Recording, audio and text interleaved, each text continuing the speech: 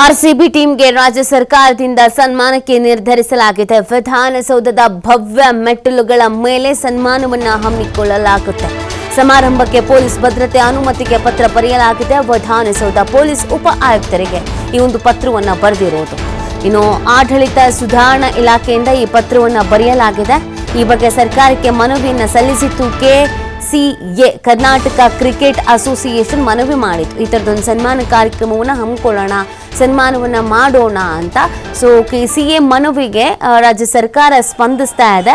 Police ಇಲಾಖೆಗೆ ಒಂದು ಪತ್ರ ಬರೆದಿದೆ. ಅಂದರೆ ಭದ್ರತೆಯ ವಿಚಾರ ಆಗಿರಬಹುದು, ಸೆಕ್ಯೂರಿಟಿ ವಿಚಾರ ಹೆಂಗೆ ಯಾವ ರೀತಿಯಾಗಿ ಅರೇಂಜ್ ಮಾಡ್ಕೊಳ್ಬಹುದು, ಏನು ಪ್ಲ್ಯಾನ್ ಮಾಡ್ಕೊಳ್ಬಹುದು, ಸೊ ಪೊಲೀಸ್ ಇಲಾಖೆಯಿಂದ ಇದಕ್ಕೆ ಯಾವ ಥರದ ಸಹಕಾರ ಇರುತ್ತೆ, ಇದೆಲ್ಲದ್ರ ಬಗ್ಗೆ ಕೂಡ ಖುದ್ದಾಗಿ ಒಂದು ಪತ್ರ ಬರೆಯಲಾಗಿದೆ.